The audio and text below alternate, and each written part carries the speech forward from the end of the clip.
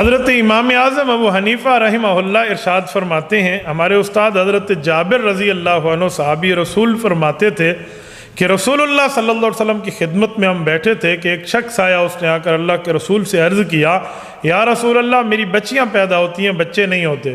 تو حضور علیہ السلام نے فرمایا کہ تو استغفار کی کثرت کر اور صدقے کی کثرت کر، اللہ کے نام پہ جتنا ہو سکے تو دے۔ تو کہتے ہیں اس نے صدقے اور استغفار کی کثرت شروع کر دی۔ فَوُلِدَ لَهُ تِسْعَةٌ مِّنَ الذُّكُورِ، تو اس کے 9 بیٹے ہوئے، 9 اولاد نرینہ۔ یہ حدیث پاک موجود ہے، اور اس کو اگر آپ مزید بھی دیکھنا چاہیں تو استغفار سورۃ نوح پارہ نمبر 29 میں لکھا ہوا ہے کہ اللہ پاک اولاد نرینہ عطا فرما دیں۔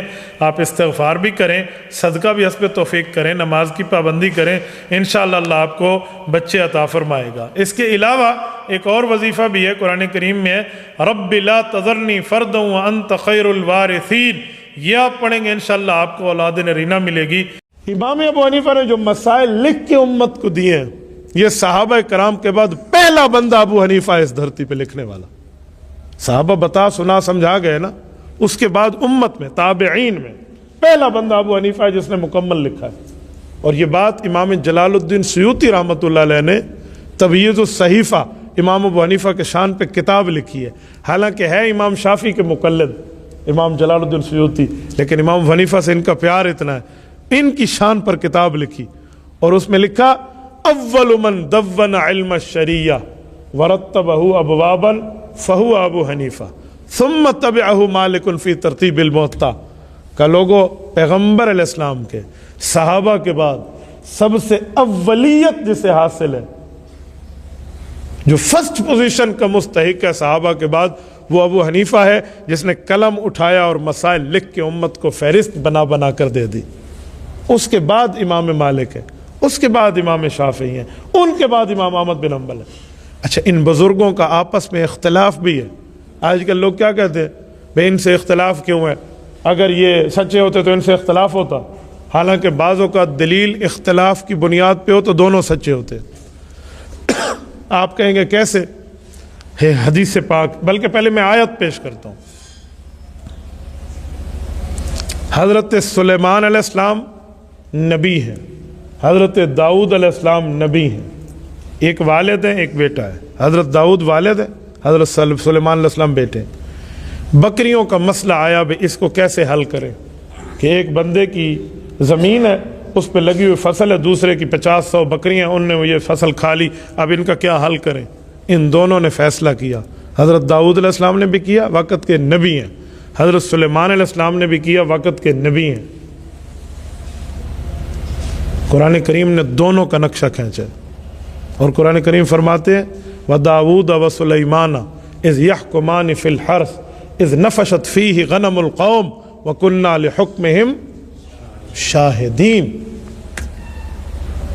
لیکن فَفَهَمْنَاهَا سُلَيْمَانَ، فیصلہ ان دونوں نے کیا، اچھا کیا، بہتر کیا، لیکن پسندیدہ فیصلہ حضرت سلیمان کا ہے، غلط دوسرے کا بھی نہیں ہے۔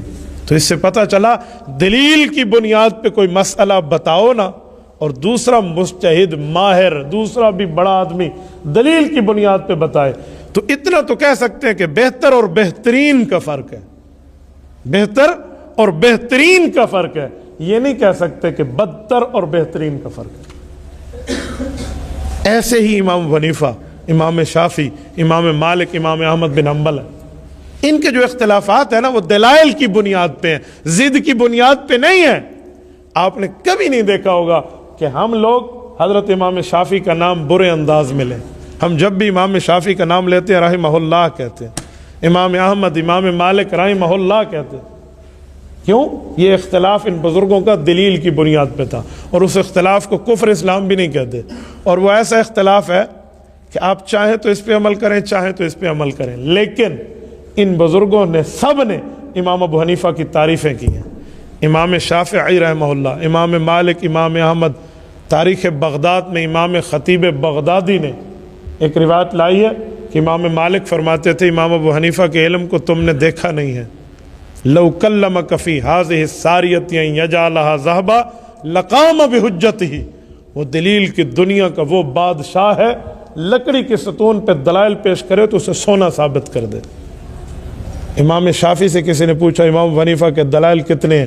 حالانکہ امام شافعی کی امام ابو حنیفہ سے ملاقات نہیں ہے، امام مالک کی ہے۔ امام شافعی امام احمد کی ملاقات نہیں ہے، یہ پیدا ان کی وفات کے بعد ہوئے ہیں، ان کے شاگردوں سے پڑھے ہیں، امام محمد اور امام ابو یوسف سے پڑھے ہیں امام شافعی۔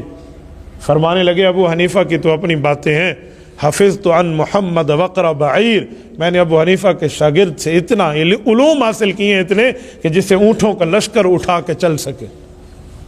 اور کسی نے کہا کہ آپ امام ابو حنیفہ کو کس درجے کی نظر سے دیکھتے ہیں، آپ بھی تو اپنے وقت کے امام ہیں؟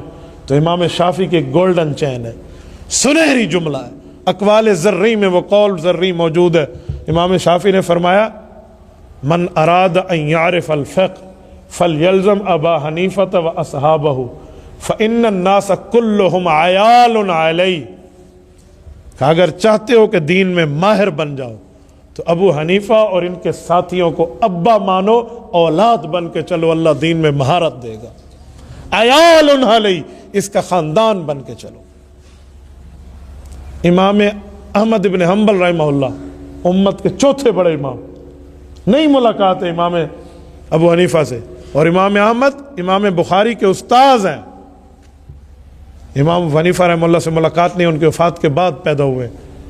فرماتے تھے ہوا من العلم والزہد والورع والتقوی وایثار دار الاخرہ بمحل لا یدرک ممن احد بعدہ، کہ امام ابو حنیفہ کو جتنا ہم نے پڑھا ہے، جتنا ہم نے اپنے اساتذہ اور بڑوں سے سنا ہے، وہ شخص علم میں، تقوی میں، طہارت میں، للہیت میں، اللہ سے ڈرنے اور حلال کھانے میں اتنے بڑے رتبے پر فائز تھا کہ اس کے بعد والے مشکل میں پڑ گئے کہ ہم اس کی سیرت کو اپنا کیسے سکیں۔ یہ امام احمد بن حنبل رحمہ اللہ، اتنی تعریفیں۔ اور امام بخاری کو لے لیں رحمہ اللہ، جو امام ابو حنیفہ کے وفات کے آدھی صدی بعد تقریباً 44 سال بعد پیدا ہوتے ہیں۔ امام بخاری نے صحیح بخاری شروع کی ہے نا، پہلا راوی، پہلی حدیث کا امام ابو حنیفہ کے پوتے شاگرد کو لائے ہیں، پہلی حدیث۔ وَبِهِ قَالَ حَدَّثَنَا الْحُمَيْدِي، یہ امام بخاری کا پہلا استاذ ہے حمیدی، اور پہلی مشہور حدیث ہے، آپ پڑھ چکے ہیں، اِنَّمَا الْأَعْمَالُ بِالنِّيَّاتِ، عمل کا دار و مدار نیت پر ہے۔ یہ حدیث امام بخاری نے پڑھی ہے امام حمیدی سے، اور امام حمیدی یہ صحیح بخاری کا پہلا راوی ہے۔ اور امام حمیدی کون ہے؟ یہ شاگرد امام عبد الرزاق ابن الحمام الصنعائی کا، اور وہ شاگرد امام اعظم ابو حنیفہ کا۔ اور امام بخاری نے صحیح بخاری ختم کی ہے۔ آخری حدیث جو ہم صحیح بخاری کی ختم میں جاتے ہیں اور ختم بخاری کی آخری حدیث سنتے ہیں، کیا؟ سبحان اللہ و بحمدہ سبحان اللہ العظیم والی فضیلت۔ اس حدیث کو امام بخاری شروع کرتے ہیں، استاذ کا نام ہے احمد بن اشکاب، اس کے استاذ کا نام ہے محمد بن فضیل، اس کے استاذ کا نام ہے عمارہ، ان کے استاذ کا نام ہے ابو زرع حریم۔ یہ چاروں کون ہیں؟ امام کرمانی نے حاشیہ کرمانی میں لکھا ہے اربعۃ کلہم کوفیون، یہ چاروں امام ابو حنیفہ کے شہر کے بڑے محدث ہیں۔ مولانا امین صفدر اکاڑوی، اللہ اس کی قبر پہ کروڑوں اربوں رحمت نازل فرمایا کرتے تھے، امام ابو حنیفہ رحمہ اللہ سے امام بخاری کو اتنا پیار ہے، شروع بھی ابو حنیفہ والوں سے کیا ہے، ختم بھی ابو حنیفہ والوں پہ کیا ہے۔ اور ایک لفظ فرماتے کہ ختم بخاری میں یہ پیغام لے کر جاؤ کہ جاتے جاتے امام بخاری ہمیں علوم کے اعتماد میں ابو حنیفہ کے حوالے کر کے گئے۔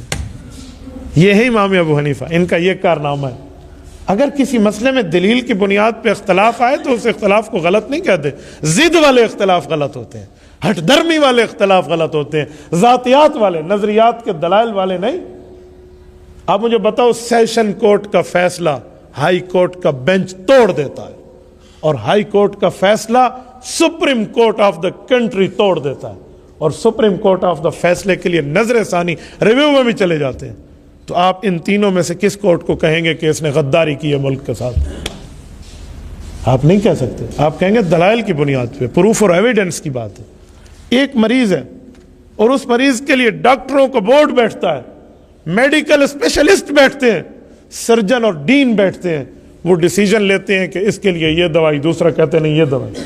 اگر ڈاکٹروں میں اختلاف دلیل کی بنیاد پہ آ سکتا ہے، وہ برا نہیں ہے، تو امام اعظم ابو حنیفہ کے دلائل پر اعتراضات کیوں ہیں؟ بس مسئلہ یہ ہے کہ ادھر تھوڑی سی کھوپڑی میں دو چار چیزیں ٹھیک ہو جائیں، تھوڑی سی بندے کو سمجھ آ جائے تو کسی قسم کا کوئی آبجیکشن نہیں رہتا. یہ امام اعظم ابو حنیفہ رحمہ اللہ کی ذات ہے.